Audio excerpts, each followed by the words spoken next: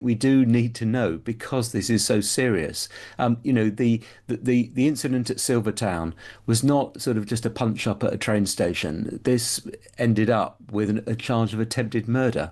Therefore, you would have thought a lot of police resources would have, been brought to bear on that. 3 separate knife incidents, including the stabbing of a teenage boy, are being linked as part of an investigation into the Huntingdon train attack. Police say a 14-year-old boy was stabbed in Peterborough, and a barber shop twice reported a man coming in with a knife on Friday and Saturday.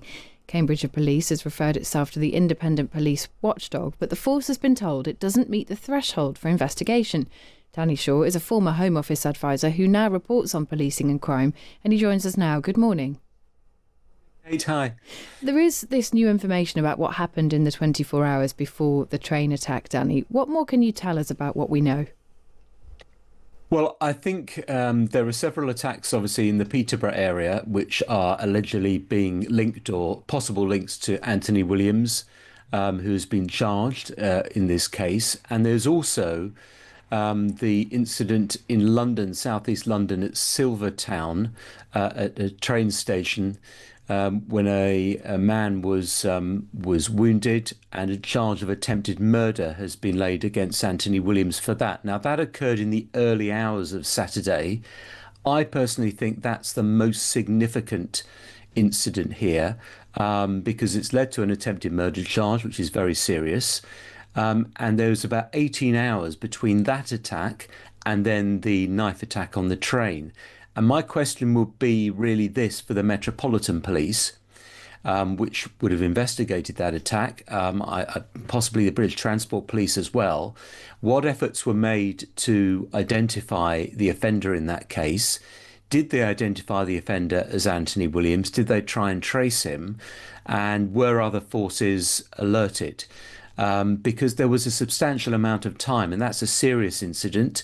I assume that there would have been CCTV of the perpetrator of that attack, because it happened at a railway station. I think the incidents in Peterborough were more fleeting. There were 2 incidents at a barber shop and also an incident in the city centre. The city centre incident occurred just before the knife attack on the train.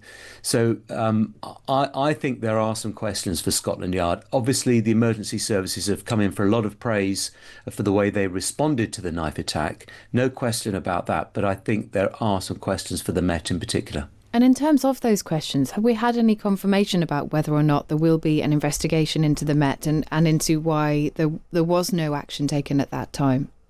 We haven't at the moment, and I would have thought the Independent Office for Police Conduct should be looking at that, should be looking at the prior contact and the way that the police responded. And it may be that, a quick glance and a quick review establishes that they did everything they could with thousands of incidents and offences, and they couldn't have done anything more. But I think we do need to know because this is so serious. The incident at Silvertown was not sort of just a punch up at a train station. This ended up with a charge of attempted murder.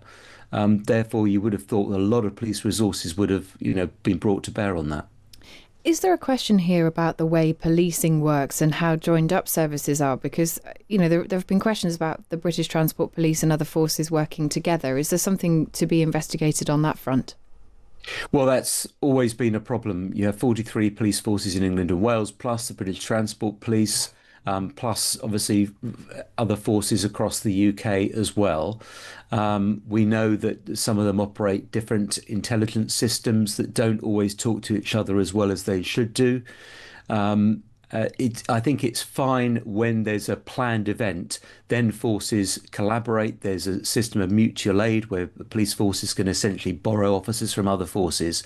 I think for planned events, those boundaries sort of dissolve, if you like, and policing works really well. I think on a fast time incident like that, where you've got someone who's potentially committed a very serious crime and could be moving boundaries, how quickly does that information get shared?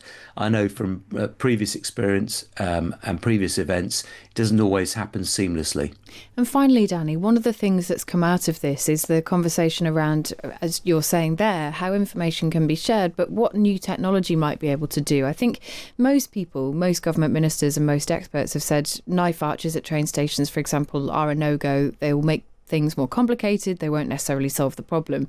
But maybe we ought to look at facial recognition technology. How widely used is that on the transport network at the moment? And could it easily be rolled out across the country?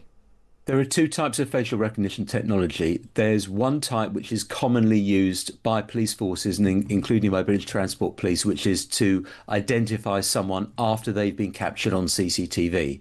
So if you've committed a crime at a train station, a serious crime, detectives are investigating that. They'll put the image of you, of that person that turns out to be you, into a database. And if your image is already stored by police, it will match the two, and it will say, well, that's Kate McCann, right? We'll go and arrest her. So that's commonly used. Live facial recognition, which is where images in the train situation of passengers are scanned by cameras in real time and compared against a watch list of suspects and offenders. That is not commonly used on the train network, and it's not used by most police forces. The Metropolitan Police, Essex Police, South Wales Police, and I think one or two others use live facial recognition. They don't use it very much. It is being ramped up. There is some Home Office funding for that. I think there should be a much greater use of that technology. It's accurate. It works really quickly against a watch list of people that police are trying to track down. In this kind of case, where someone has committed a crime, you might have an image of them, and you could compare it to people going through train stations. It could be used, absolutely. The one other piece of technology that I think should get a bit of rocket boost over funding is a remote knife detection technology. I've seen it being trialled. I think there are some pilots taking place, some testing of that technology that can detect a knife at a distance and distinguish it from other metal objects. An absolute game changer if that technology works and can be rolled out. That sounds fascinating. And it is worth pointing out that Chris Philp, the Shadow Home Secretary, told The Times that following the DLR attack that we were just talking about there, the suspect's image in this case was run through the police facial recognition database. A match was found, but it was not then shared with the suspect's home force, which might be where this chain has fallen down. Danny, thank you. As ever, really interesting to talk to you about it this morning. That is Danny Shaw, their former Home Office advisor who reports on policing and crime.